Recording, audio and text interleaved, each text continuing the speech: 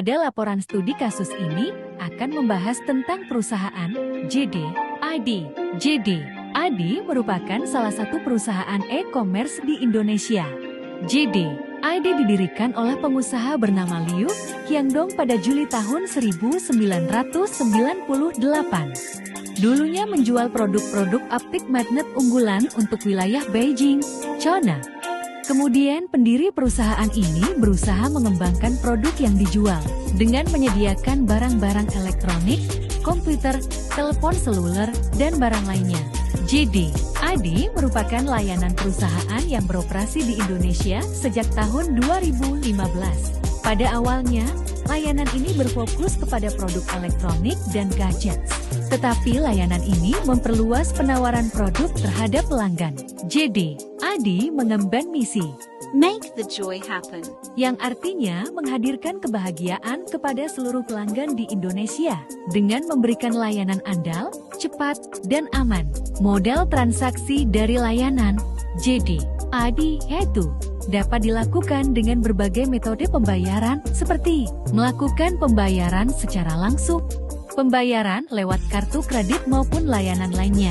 Setelah melakukan atau memilih transaksi pembayaran, pelanggan tinggal menunggu produk yang dipesan tiba di alamat pelanggan. Jumlah produk yang disediakan atau ditawarkan oleh JD.ID mencapai 10.000 SKU yang terus meningkat hingga mencapai 100.000 SKU pada akhir tahun 2016. Tidak hanya menyediakan berbagai macam produk, layanan JD.ID juga menyediakan jasa pengirim yang menjangkau 365 kota di seluruh Indonesia dengan ribuan armada yang selalu siap mengantarkan langsung kepada pelanggan. Proses e-bisnis atau program dari layanan JD.ID dilakukan dengan merancang, mengelola pasokan bahan baku, penjualan, dan penyediaan servis melalui penggunaan teknologi. Terdapat 3 model bisnis yang digunakan, yaitu revenue model, merupakan total transaksi dari barang-barang yang perusahaan jual. Business to consumer B2C merupakan produk yang disediakan langsung oleh perusahaan.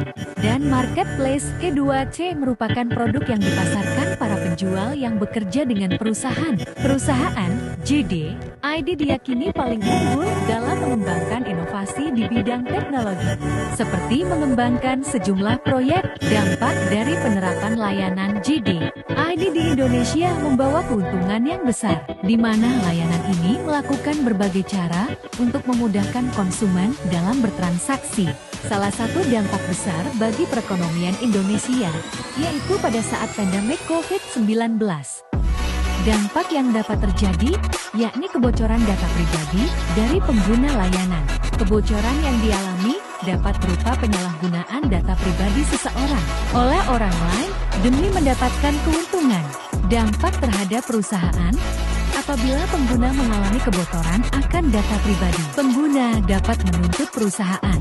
Walaupun sebelumnya perusahaan telah mengatakan bahwa pengguna tidak dapat mengklaim perusahaan atas tindakan atau kejadian yang terjadi baik itu merugikan maupun menguntungkan. Produk yang disediakan atau ditawarkan memiliki keakuratan warna, informasi, atau deskripsi.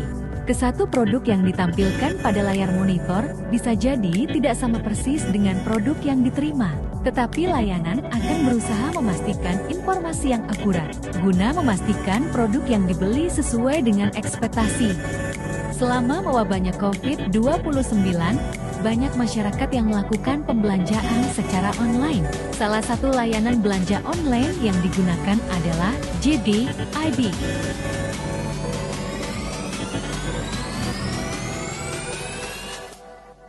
Kontrak elektronik merupakan bentuk keterlibatan atas perjanjian pengguna untuk menggunakan layanan JD.ID. Ketika pengguna setuju dan melanjutkan proses dalam platform yang disediakan, kontrak ini akan muncul setelah pengguna selesai mendaftar di layanan JD.ID. Layanan JD.ID pun terus mengembangkan layanan yang ada agar pelanggan dapat mengakses layanan dengan mudah dan cepat tanpa adanya hambatan.